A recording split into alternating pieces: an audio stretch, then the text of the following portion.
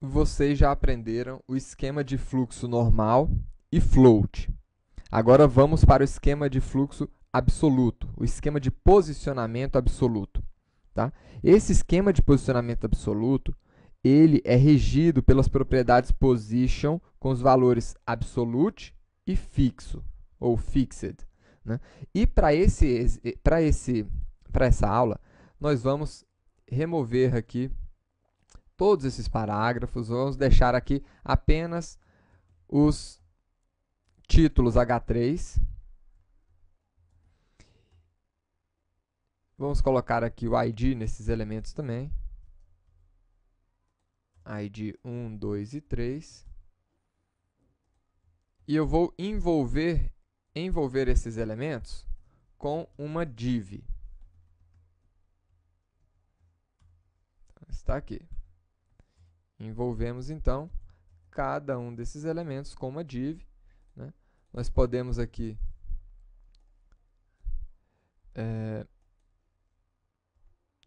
limpar esse CSS para essa aula e vamos deixar aqui apenas os elementos H3. Então, está aí. Vamos atualizar, temos os 3 elementos H3, né? E o que acontece quando nós colocamos um desses elementos com o esquema de posicionamento absoluto? Vamos ver? Eu vou colocar apenas o elemento 2 no esquema absoluto. Então, ID 2, position, absolute. Então, tá aí.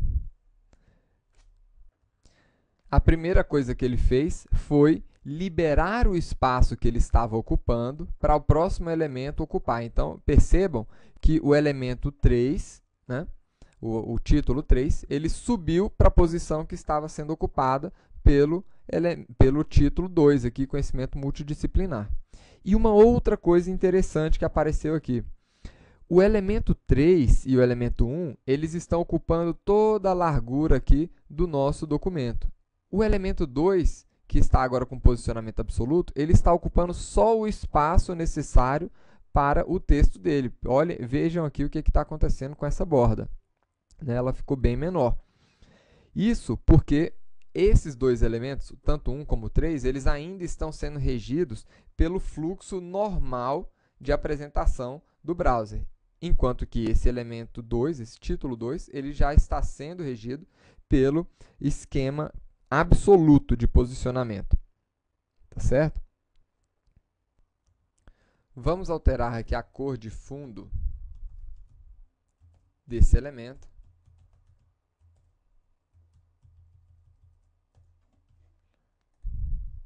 Então, percebam que ele está aqui acima desses outros elementos, esse elemento número 3. Né? E este posicionamento absoluto, ele funciona junto com outras propriedades, que são as propriedades left. Né? Nós podemos definir aqui que ele vai ficar 50 pixels à esquerda. Então, está aí, 50 pixels à esquerda. Né? E 50 pixels acima. Então, tá aí, 50 pixels acima. Aí, percebam o seguinte, parece que a distância aqui de cima para baixo, né, está maior do que essa distância aqui para o lado. O que está acontecendo aqui, pessoal? Esses elementos com posicionamento absoluto, eles são absolutos em relação a um outro elemento. E qual elemento é esse? Né? Eles são absolutos em relação ao próximo elemento, né, que também tenha um posicionamento que permita receber esses atributos left e top. Então, por exemplo, o posicionamento estático, que é o do fluxo normal, ele não recebe essas propriedades left e top. Né? Mas, por exemplo, um outro posicionamento, tipo relativo, ele já permite esse tipo de propriedade. Então, o que acontece? Nós temos aqui uma div, né? E eu vou colocar aqui uma borda nessa div. Vamos aproveitar aqui essa declaração.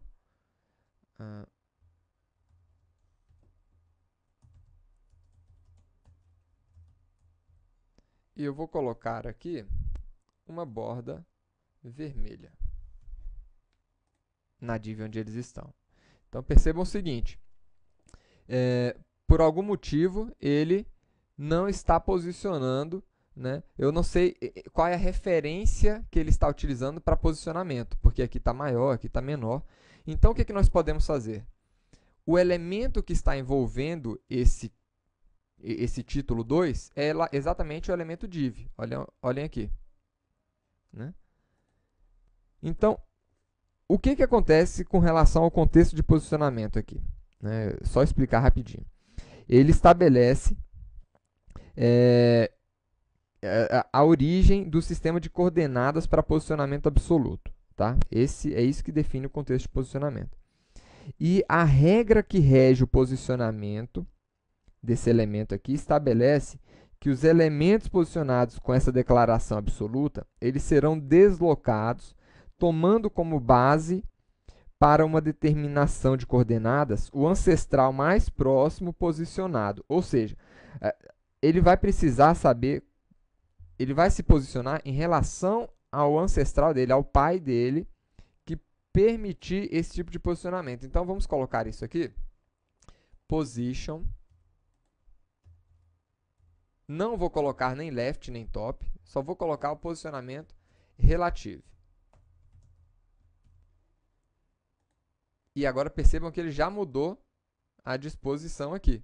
Né? Se eu colocar, por exemplo, aqui 0 pixels, ele posicionou aqui em relação ao elemento div, né? Logo no início dele. Agora, se nós tirarmos aqui esse elemento 2 aqui de dentro, tirar de dentro do elemento div,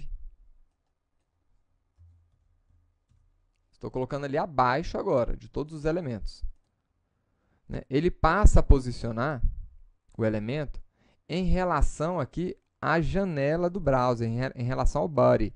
Então, perceba que agora ele ficou posicionado bem aqui, né, rente à esquerda aqui dessa janela. Né? Vamos voltar aqui o elemento de volta.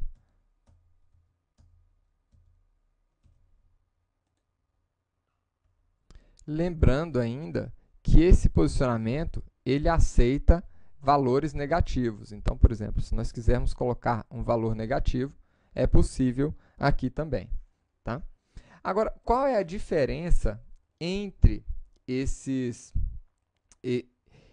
valor absoluto, né, e o valor fixed, que nós falamos logo no início? O valor absoluto, ele não corre, né, ele vai mudar, na verdade, se nós tivermos aqui uma barra de rolagem. Por exemplo, vamos colocar essa div aqui com um tamanho aqui de 1000 pixels. Então, ótimo. Nós temos uma barra de rolagem, né? Ele fica... ele acompanha a barra de rolagem, ou seja, esse esquema de posicionamento absoluto, né, ele vai manter aqui a sua localização, né, e vai correr junto com todos os outros elementos da página. Agora, o elemento fixo, ou fixed, ele se comporta quase da mesma forma, então está aqui, praticamente da mesma forma, mas ele não sai dali quando nós estamos correndo, percebam ali, né?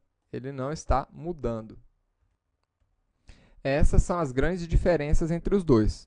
Um permanece parado enquanto a gente corre com a barra de rolagem, que é o fixo, e o outro acompanha a rolagem.